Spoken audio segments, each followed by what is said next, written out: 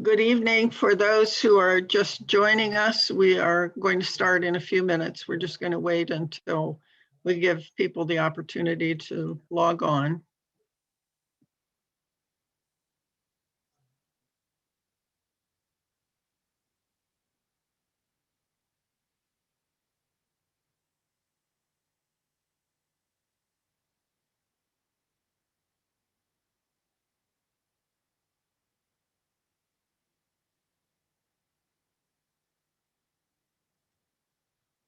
Okay, it looks like we are close to stabilizing.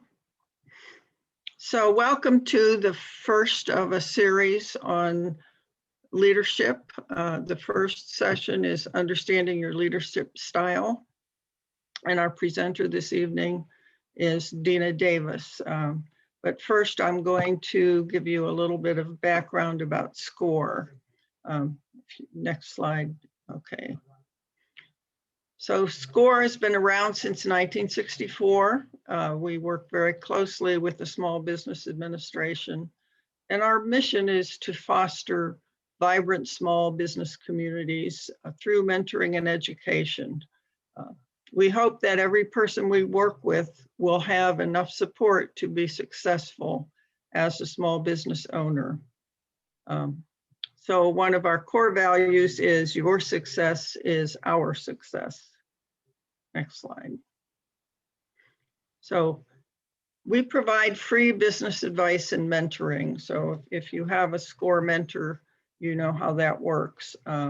We offer business training. What we're doing now is primarily webinars, but other times we'll be doing in-person workshops. We also share free business templates and resources. And if you go to our website, score.org, you will find that there are tons and tons of recorded webinars, live webinars, blogs, articles, anything that you would want to find information about, you would be able to find on the SCORE website. So next slide. SCORE is a national organization, so there are over 10,000 volunteers across the nation.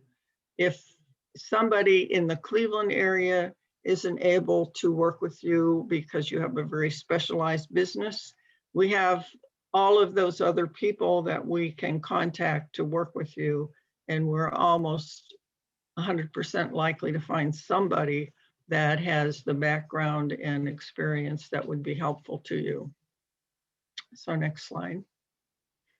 So last year, these are some statistics about the work that SCORE did. We created quite a few new businesses, new jobs, and for many of our clients, they saw an increase in revenue because of their mentoring.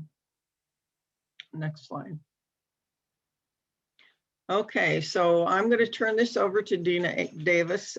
Dina, please tell us a little bit about your background, and it's yours. All right, sounds good. Hold on one second. Okay, so just a couple of things. First and foremost, Dina Davis, and I am an HR professional. Been that my entire career. So from the very minute I decided to step out professionally, and my consulting firm that I am part of is called Davis Hill LLC, which is also Davis Hill Coaching and Consulting. And one of the things I do is I work a lot with different business owners, particularly around things related to human resources.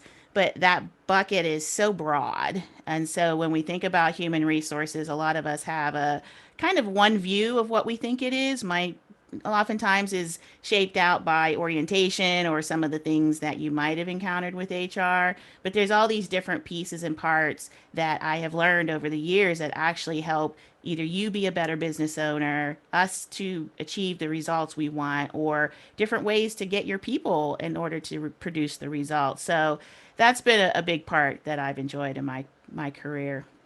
And leadership training, leadership development is a really big part of that. And so when we were thinking about topics and we're thinking about what sort of things might be interesting, and this to me, I think is really at the foundation. And I really wish that this was something that we would do in business planning phases, honestly, more so than when we get into business. But understanding your leadership style is a very, very critical piece to a number of things. And I'll kind of break this down and show you. But fundamentally, I like to start with a baseline, give everyone a little bit of insight where we want to start, and then ultimately where we want to go. So when we talk about your leadership style, I think it's first and foremost, do you want to talk about leadership versus management? And those are different. So when we do leadership development, there first and foremost, there are hundreds and hundreds of different assessments, some of them free, some of them not. They can actually become quite expensive depending on which ones you get. But they're all based on a lot of the same principles. So there's a lot of really good resources out there to help you to identify your leadership style. And you can certainly search through them, but fundamentally understand that there is a difference between leadership and management. So when we talk about managing something or being a manager, you're talking about processes and procedures and those things that keep the work flowing. And so there are people that are very good managers, and that's what managers do. But when we're talking about leadership, it goes well beyond that. Leadership is the inspiration, it's the vision, it's the culture, it's setting the tone, it's how you are arranging and pulling together all of what goes on in your organization, and how does that help to motivate your people.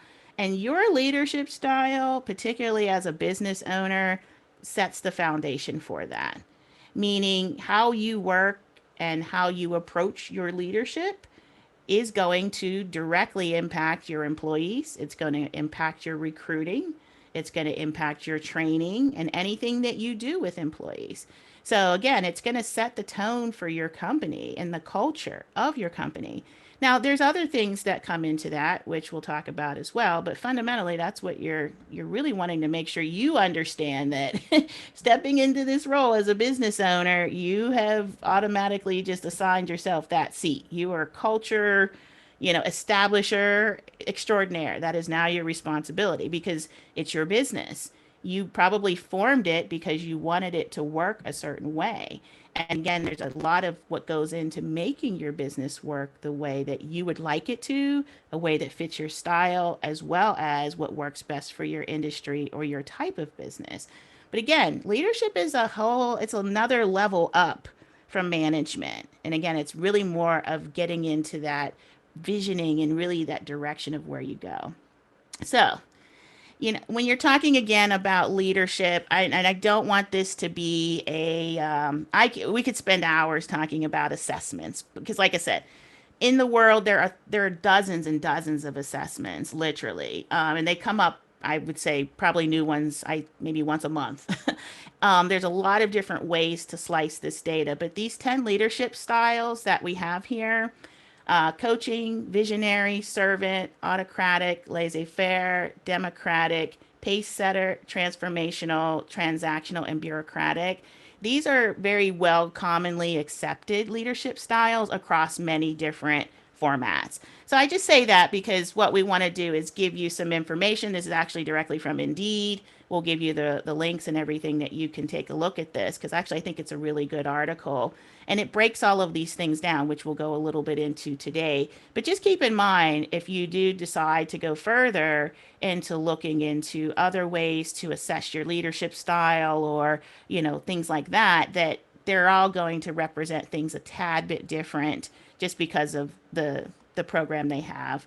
But again, these are some very well established common leadership styles. And so what I want to do next is talk a little bit about each, not go into a lot of depth, but let's talk about them, because what's important for you to understand is most of us are going to have a very strong presence in one, but we may have other leadership styles that complement what we do or that they supplement when we need it. So it's important to stay open to the fact that, we as human beings, it's it's a thing where, again, we're going to have a certain way that we prefer to approach something, but then there's other parts that we may have other parts of leadership styles that we use. Sometimes they're circumstantial, sometimes it's something that we use more frequently. Okay. All right. So here again, just I want to get into a little bit of these just to give you some context. So, when you're thinking about your leadership style, and I'm sorry, go back here, talking about the different types. Give me one quick second. Our little bar is right where I need my slide to be. Of course, it's like that. Okay. And so, first and foremost, there is no right or wrong leadership style, I would say. There is no good or bad leadership style. I think you have to put all things into context.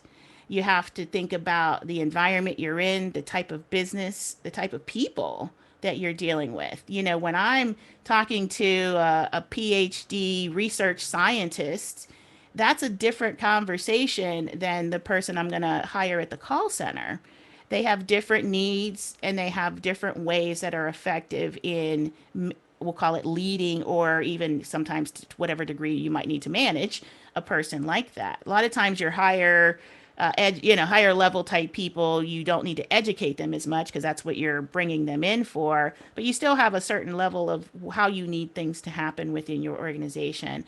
So, starting at the top here, your coach.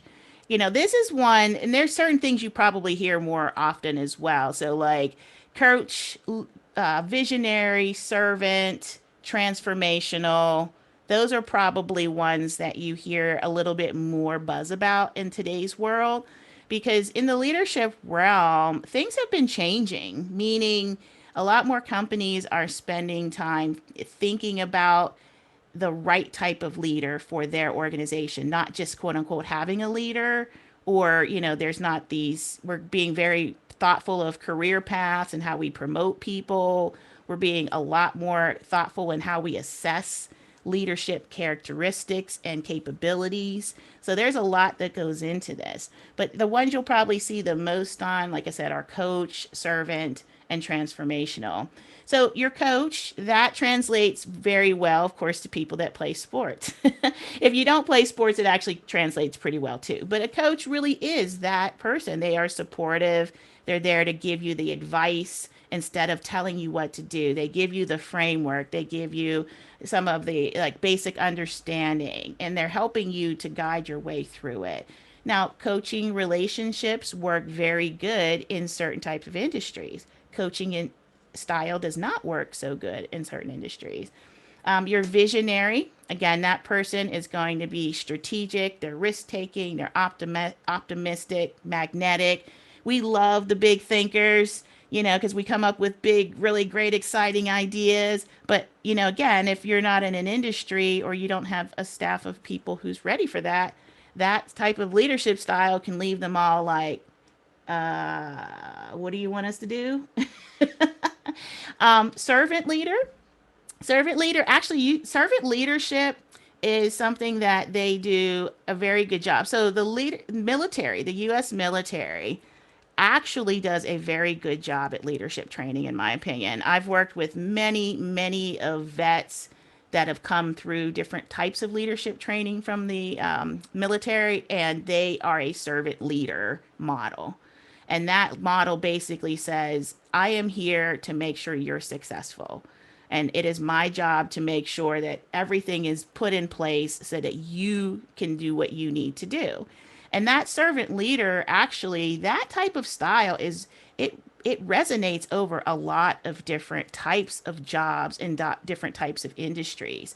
And so a lot of salespeople use a servant leader model as far as how they help to motivate their sales teams and how they keep them, continue to move forward. So that servant model is, again, it's something that is pretty common, and I've seen it be successful across a lot of different types of environments because people want to know that you're there for them.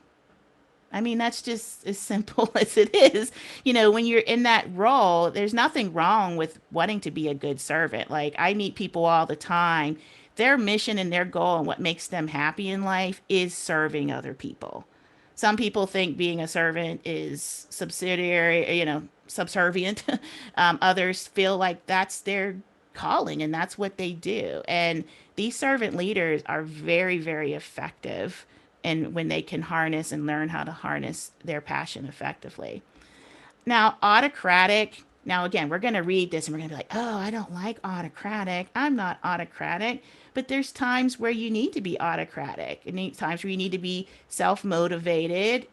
These people are dependable. They have very highly structured environments. An autocratic type of leadership style has its place. Now, you might want to look at something like a compliance environment. You're in financial services, you're in banking, you're in insurance, you're in anything that requires a high degree of compliance with laws or regulations. Well, in that environment, you really need people to just fall in line with what's prescribed because you can only do certain things or you can't go too far one way or the other that could create risk for your business. So again, as you see through this, we all have a combination. You're usually, most of us have about 2 or 3 different styles that we kind of draw to pretty frequently, but you generally have maybe one dominant style. And you have different environments that are more conducive to different types of leadership style. So when you talk about laissez faire, that would be, I think that's one of my styles. It's definitely not my leading style, but what is one of my styles because that person's going to delegate effectively. They give people a choice.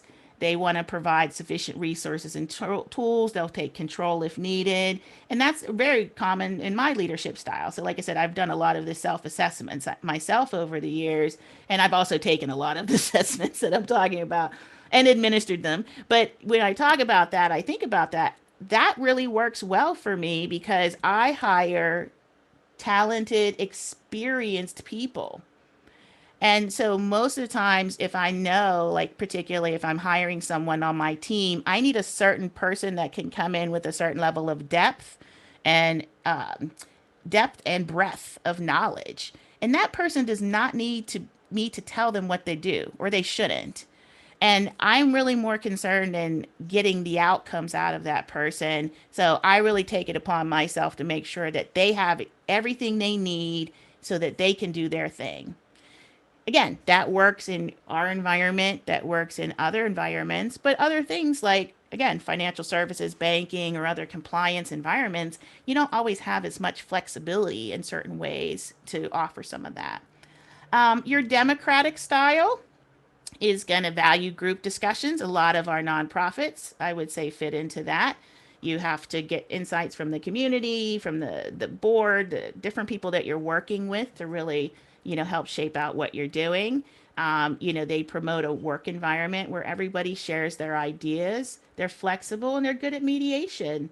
And so think about a nonprofit. That's a perfect style for a nonprofit because again, these are not prescriptive. So I don't want anybody to feel like, oh, I have this style and I'm a nonprofit. So, I don't want anybody to do that because that's not where I'm going with this. But just giving you an idea of certain types of environments where these styles do fit really well. It doesn't mean that any of them can't work. It just means that it's probably going to be a little bit more of a challenge in certain ways, depending on the style and where you try to apply it. But that democratic style, I always love those people, to be quite honest. I was an early leader early on in my career, and actually he's still there. He's been with this organization for about 35 years, and he is the absolute mayor of this college campus, and he is the food service manager. You'd think he was the dean of the college, just how much respect he has from the students and the faculty and I mean like generations of people. It's just unbelievable. And I always call him the diplomat. That was my nickname for him. But his style works really good. He has union employees as well. And so his style was really helpful in clearing up a lot of the union kind of disagreements back and forth that we had. He was very effective in that. He was also effective in building the relationships with the school. So again, everything that this this style, it really kind of resonates from him, but that style has been very effective for him, and it's given that particular entity transformational changes for the last, I've been gone there for 15 years, and I've seen they've been definitely on that right track and making improvements. So again, that democratic style, don't think any of these are any, again, more or less important than the other, because they're all important. They're just more effective in one setting or with different types of people than another. Your transformational, again, I would think that's probably another one that I fit into for me, because that's my vision, is really big, broad, big picture type thinking. I always say that if I'm going to plan your party, it will be fabulous. It will be amazing, but you won't have forks, because I don't think in terms of how many forks we need. I hire people who remember, oh, Dina, we need forks and we need this many forks. That's what I do, is I hire the people around me that have the types of leadership style, because we all have leadership. Doesn't matter if your title is the business owner or the whomever. We're all leaders in different right. So I hire people that complement the things that I don't either do well or like to do, or I just don't have a natural talent for it. Like I said, I'm really good at events, of planning what an event should look like, but I am not as good at figuring out what all it needs to do to take there. It stresses me out. So again, me being a transformational type leader, I hire people that know how to do the stuff that I don't. Your pace setter, again, that's going to be another type of leadership style, is really just trying to keep that drumbeat, trying to keep people motivated, hit those goals, make sure we're praising along the way, and also make sure we're moving forward. But these people are not just like, okay, like a cheerleader, because there's a cheerleading component to all of us as leaders. It's called motivation, right? But at the end of the day, what we're talking about is this pace setter is very intentional. They're very much navigating through the environment to figure out, what do I need to do to keep everybody on pace? What is the pace we need to set? How do I get everything and everybody aligned to it? And that is very important, particularly in high volume environments, even in long cycle environments. Like for instance, in sales, you have certain sales products that it might take you 6 months to land a deal, one deal, but that deal might be $100,000 product. So it all depends. Sometimes you as a leader need to help to manage the pace of how things happen internally, so that your people can be can follow that suit and fall into what you need them to in order to keep the pace as far as the results. So again, that pace setter, I think, again, is another great motivational style. Transactional, this is what we see. Honestly, most people, we tend to kind of gravitate towards some of these because of our background. So when you talk about transactional, it's basically, hey, this is what needs to get done. Either it was right or wrong, and it's called out if it's a mistake, and it's, again, either right or wrong. There's not a whole lot that is flexible in that. Now, that's not because the leader wants to be, difficult, or they don't want people to be successful. It just means that they have a different way of helping to do that. So these transactional people, these are very good, like your call center, your customer service, really making sure that we're kind of getting in there. Also to transactional, any kind of financial, like again, you have like claims that come through insurance, you have financial services, you have transactions that are coming through. That person performing the task has very little control over how the task is done. But that's because it has to fit with the way you do business. So that transactional leadership style works very good in those environments, because that's what the business needs. Okay. And same thing with bureaucratic. Like bureaucracy is one of these things where we don't like that word. It's everybody's, oh, bureaucratic. Or we think corporate. When we say things are corporate, we tend to associate that with bureaucracy. And there's levels of bureaucracy in anything. It can be more or less depending on where you're at. But the bureaucratic style is going to be detail oriented and task focused. They're going to value the rules and structure. They're going to have a great work ethic. They're strong-willed. They're disciplined. And you know what? There is a place for this person. It's called the government. Right? So any kind of field where, like for instance, if you interact with the government on a pretty regular basis, or you're in the government, because the government itself is a bureaucratic structure. Now, I'm not talking about bureaucracy and how you get things done through Congress. That's a whole different ball game. I'm just talking about just the way in which it's structured. And so they very much value the rules. They very much value the structure. And they very much value people that are that have that commitment to keeping things in a particular order. All of it has reason. So whatever reason, particularly like if that government entity is, structured a certain way, there's a lot of reasons behind it why that particular style works. Now, when they create their business plan and they create their, projections of what have you, they don't sit in there and say, oh, yes, well, we're going to do this and we need a bureaucratic leadership style. A lot of times, honestly, most your bigger companies, we have a lot of this already figured out, meaning at different levels of leadership, we have profiles, we have tools, which are usually some sort of assessment of skills and or behaviors that help us to understand whether we think you're going to be a good fit for us or not. But again, that's a lot of your bigger companies. They invest very heavily into this. And these are the types of things that, as recruiters, we bring people through all these screening processes.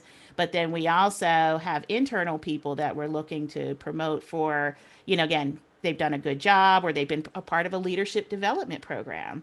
A lot of your bigger companies, they have people specifically picked and they will help them understand and learn their leadership style, which again, a lot of them have already been fleshed out to know that they have a lot of the characteristics that we like and want in our leaders. And then we start to put resources around them and we give them a lot of opportunities, training, and development. So, again, the way in which we move forward is very different. A lot of your small to mid-sized businesses, we get just so caught up in running the business or integral parts of things that we forget sometimes that our way in which we work as leaders is sometimes potentially what is something that we need to consider in order to get the results that we want. Okay. So when you take this into account, again, taking into account your leadership style, it's going to be something that many of us are going to have a few that we go to. But when you think about it, your work preferences, so when you've identified your kind of blend of leadership styles, you then want to think about these other things. This is what I'm talking about, take into account. Because as you start to think about who do I hire, you really need to have an understanding of your leadership style. So like I gave the example just a minute ago, I hire people who can do these types of things, or I hire people who think this way. That is very intentional because I know my leadership style and I know the areas where I could benefit most from having someone pick that ball up and help me keep it rolling. And so, what way do I work? So, you have things like work preferences. Like, I am a probably later morning to early afternoon start, meaning I've done all kinds of things, but I don't start engaging with most of my clients until then. Now, why is that? Part of that's my preference, but part of that's theirs as well, because a lot of us have found, I guess we have like these morning routines we really like. But I just say that because if I am a leader and I don't get started till 10 o'clock, but you're Johnny on at 7 a.m. and you're ready to go with everything that you're ready to go for the day, that's going to create some kind of disconnect between us at some point.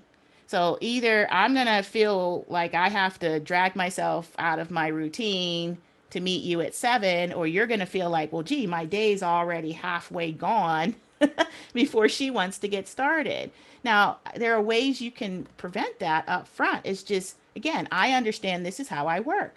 So when I interview someone or I'm onboarding them, I just simply come up with something that works for both of us. I don't just leave that to chance and be like, oh no, she'll be fine. She can make this adjustment. I'll tell you just a very quick story. There was a position that we recruited for, and this was a high level senior architect for IT.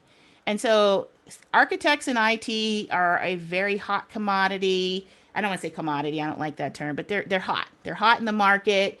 They have very, very marketable skills, and these people can, in a lot of ways, kind of pick and choose where they go because if you're really good and you've got deep expertise, you've got a lot of options. So we spent months getting this guy to come join our organization.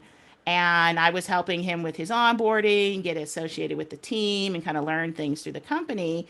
And I was asking him, like, how are you doing? How are things going? He's like, oh, Dina, I don't know if I made the right decision. And I'm like, whoa, wait a minute. I mean, like, I won't even tell you how much money we spent just to get him in the door. I mean, it's just insane, right? And the amount of time we took, and we had gone through so many people. It was just kind of like, okay, we finally got our guy. 3 weeks in, he's ready to quit. And I'm like, what's going on? He's like, well, our VP keeps wanting to schedule these 7 a.m. meetings.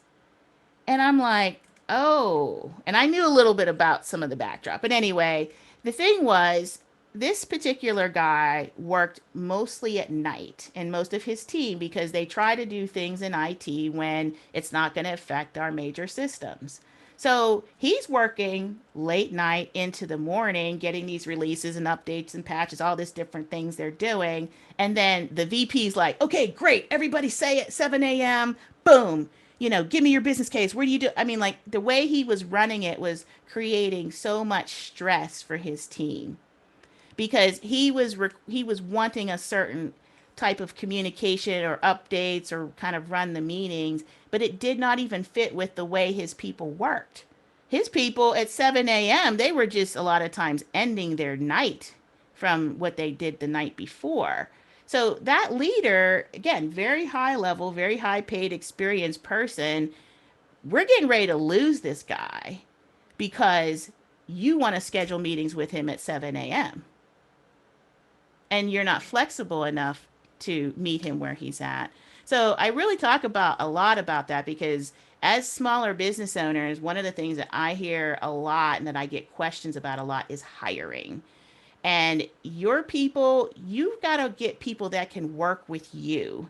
And you've got to get people that work well with your leadership style and also have the skills. And I think it has to be in that order because a lot of times we get, oh, well, I can't find anybody. I need to do this. We try to think of all these things we need to change. It's the posting, it's the job ad, it's the this, it's the that, it's the pay.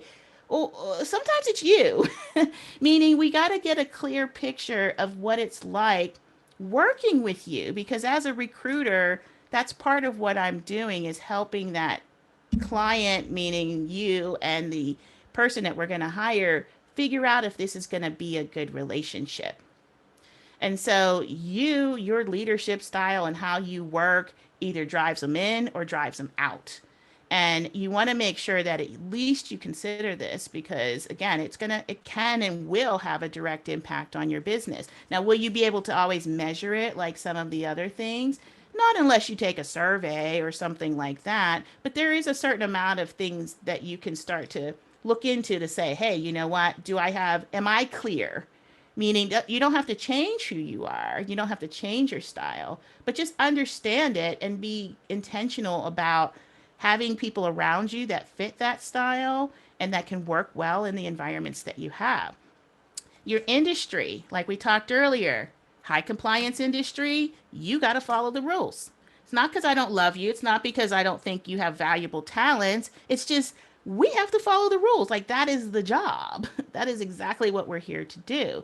So, like I shared earlier, I don't have the same type of leadership for my call center as I do for my R&D team of PhD engineers. And I'm not saying either one is smarter or better. I'm just saying that they're different and they do look at things very different. And my leadership style needs to be effective for that industry and for the type of people that I'm working with.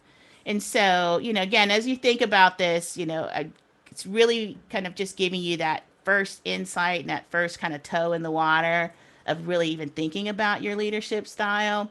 But like I said, as you think about this, start to go through this. We'll give you the link to the article. You can take a look and just read through it, because actually the article is a lot more in depth. It tells you there are types of pros and cons to each leadership style. And then it also does a little bit of a breakdown too of just different types of styles that you see this type of industries you see this type of style more prevalent in. So we'll certainly make sure that you guys have all of that information. But hopefully, again, this gives you a little bit of insight into how to start to assess your leadership style. Okay. All right. Our panel, any other thoughts? Anita? Bob?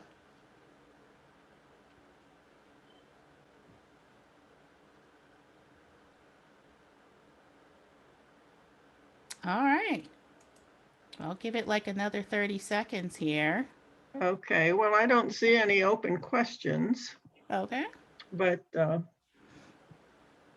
I guess I would ask you a question as would you advise to somebody starting out in a new business and wants to develop a leadership style? Would you recommend any reading or any tools that they might consider? That's where it gets a little dicey. Honestly and truthfully, there are many tools, and there are a few that I kind of use as a basic suite. However, they're not all easily available to everybody. But there are a few that I think that I can point to. Like one is we use DISC, the DISC.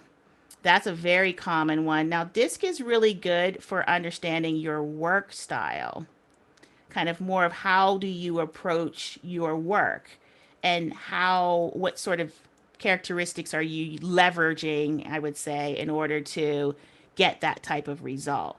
So, when you're talking about that, that's a little different in that respect, but it still helps you to understand yourself as a leader. There's other things like Strengths Finder. Strengths Finder is a very popular one. You do have to pay for these, though. Now, the other thing when you talk about assessments, and that's why I gave this resource, because I felt like it's good enough and it's a great place to start, because even with other assessments that you take, there's the assessment, but then there's the interpretation of the assessment. So if I run I'll just use DISC because I just used it. If I run a DISC assessment, DISC has a certain price for what they charge, but then the person who's interpreting the results for you also would charge a price. So I think that's just maybe something to keep in mind.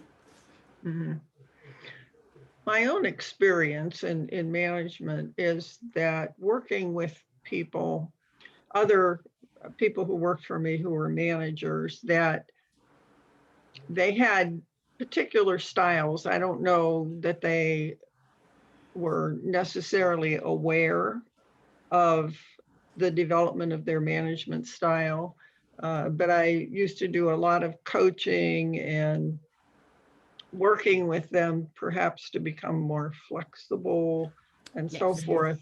And I don't know, in your opinion, how do you feel? I mean, I think there's a certain natural tendency to be a certain type of manager, just based on your own personality and your skills and so forth. And I'm thinking it'd be really difficult to change very much. In other words, could I pick a management style and become that type of manager or leader?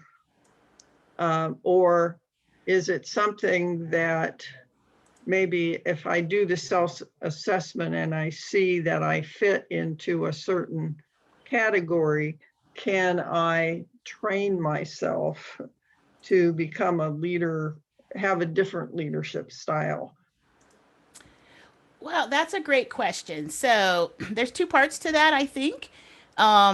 Most psychologists and most of what's rooted in these assessments will say they're called behavioral assessments, right?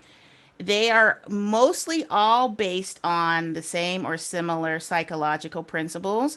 And most of them believe that your core of who you are is set by age 3.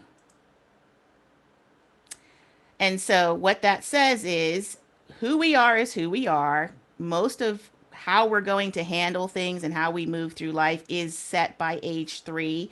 And then everything else beyond that is us learning how to take our natural style and where and when to apply it in societal, right or wrong. So that's a lot of what's at the basis of a lot of these assessments is that psychological theory that you're set very early on in your life. Just a friend of mine, he was telling me when his daughter was born, she was literally born with both fists and she was, Wah! And he's like, she's 15 and this is how she is now. Wah! Right? And so that was like his example of just showing like how they come out is how they end up. But again, there's a lot of shaping and other things.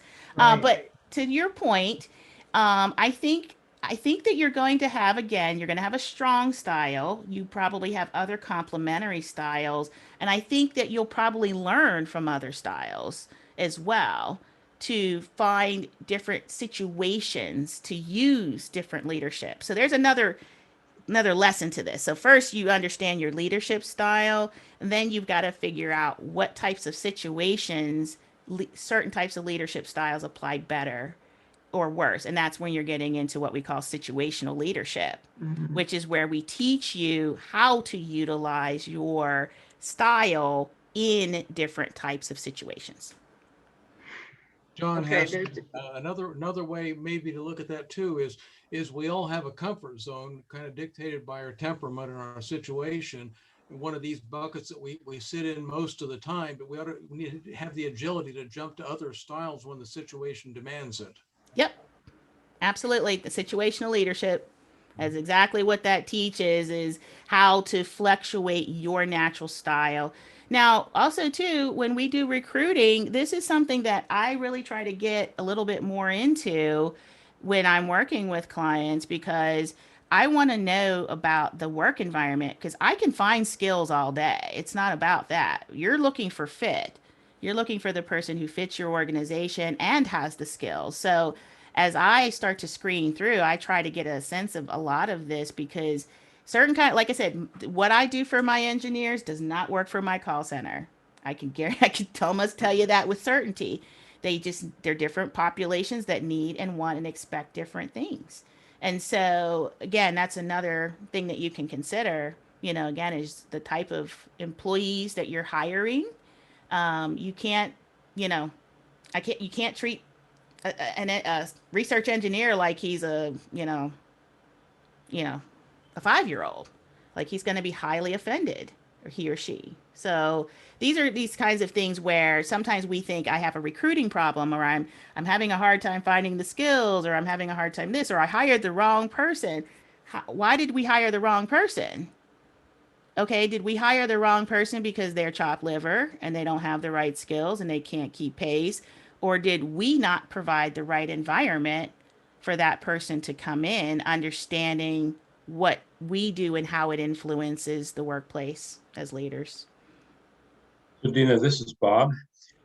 Just a kind of in a question and some insight as well from my perspective. So, do you find that good leaders are able to pivot their style based on the people that they're working with or work for them?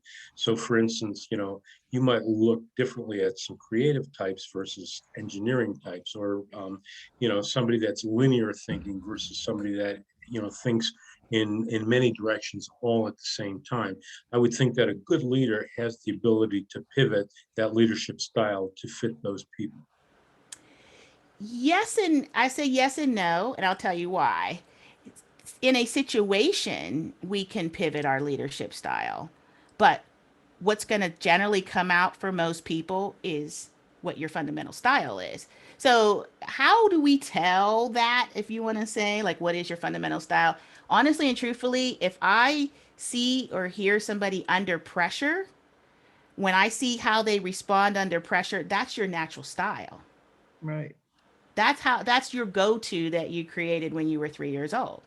And so, and I'm just paraphrasing. I'm sure there's a lot more in between. No, that. you're right. It's Yeah. backup behavior, and that's what comes through in those types of situations. I agree. Right.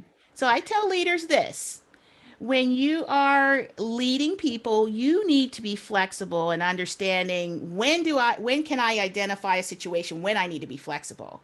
Okay, like I'm driving something, I'm on it, I'm kind of taskmaster in it, but then I'm kind of realizing my people are pushing back and digging their heels. So then I got to figure out, oh, okay, well maybe I need to kind of check in and see where things aren't going. That's situational, okay?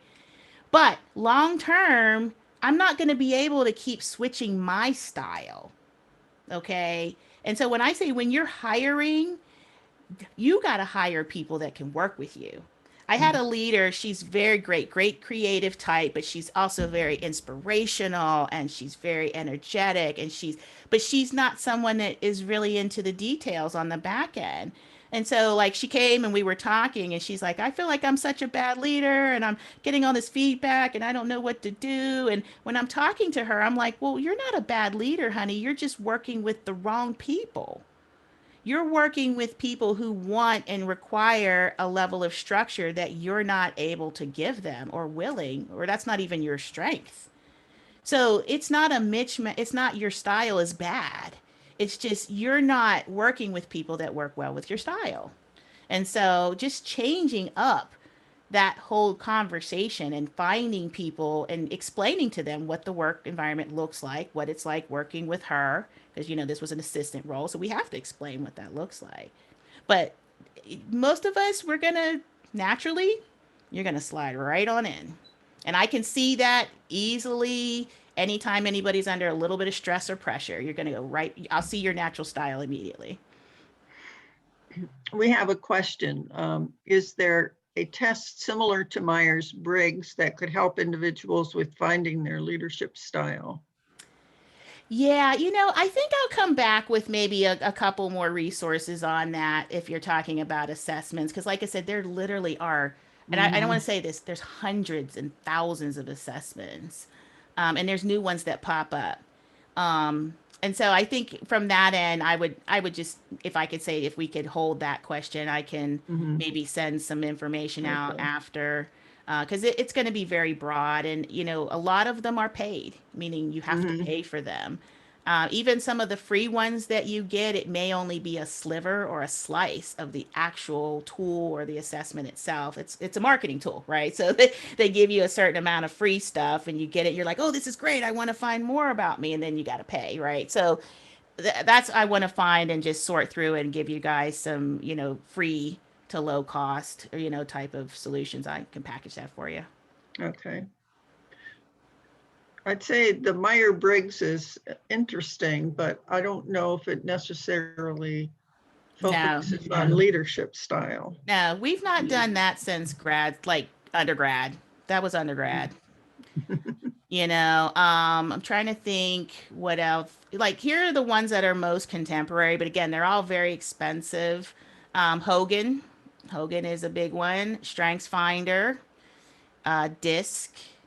You have others like one I really like. This one is, again, these are not free, by the way. Like I said, I don't want to make sure, I want to give people resources they can't access or not ready for. But I really like Predictive Index. And there's reasons why I like some tools for certain people over others. So there's certain tools I might use for sales that I really like their assessment and the way that it's broken down or the way in which the assessment is conducted, because a lot of them are self-reported, meaning you're answering a lot of questions. So it's us packaging up and telling you what you told us, if that makes sense. So you told me these things, I'm packaging up and I'm saying you are a coach or you have a servant leadership style. So there's going to be different packaging of that depending on the assessment that you take as well. Okay, let's see if we have any other. Here's someone says, I signed up for this course because I'm really trying to figure out my leadership style, but more importantly, how to figure out how or who I need to hire as I grow and sell and scale my company, because I'm used to doing everything. Oh, yeah. And I think our other session that we do later this week is getting, or not, sorry, this month, not this week. I'm a little bit ahead of myself. But later this month, our other session where we're talking about how to engage with your employees. I think, do you remember what week that is, Anita? It's next week. Oh, okay. Yep. So that'll be next week. And that's when we'll get more into how do I take this style and then actually apply that within my work environment, or what does that look like with my team? So that particular one we'll be getting a little bit more into next week. So you can Okay. register. Register for next week. Okay, let's see. Is there any evidence that you can cite that expresses the effectiveness of applying these assessments in terms of job satisfaction, productivity, or other measure? So those when we talk about metrics, it's going to vary. I mean, there definitely are metrics that you can establish. There's not necessarily like a uniform set of metrics, because a lot of this is going to get into different parts of your business that you'll see the impacts or the effects. So you want to see the kind of the impacts and the effects and measure those more so than your leadership style, if that makes sense. Like, I'm not measuring your leadership style, I'm measuring how effective is your leadership style, and I'm going to look at different measures like turnover, right? Like, okay, are we turning over a lot of people? Are we having hard time? Like, and again, this is just from the HR side is what I'm talking about right now, but I'm going to look at your hiring. Are you having a difficult time hiring? Why? Okay, then there's going to be some things I look at. I'm going to look at retention. Are you, once you spend all this effort in getting this person in the door, could you keep them? Or did they leave you after 90 days? You know, so there's a lot of things that are symptomatic that we can start to point back into potentially. Either there's some disconnects or some, things that we need to realign, but it's not like you quote unquote, like you're a 5 in the leadership rank, right? Like, we don't kind of have that sort of measurement. Okay, I think we've answered all the questions. So this has been really informative. I think we're all waiting for the next session. So we will look forward to it. And since there don't seem to be any more questions, I think we'll call it a night and say thank you very much. The session has been really informative. I've enjoyed it a lot, and I think everybody who's attended has too. So we will plan to see you next week. Awesome. Same Thank you, time.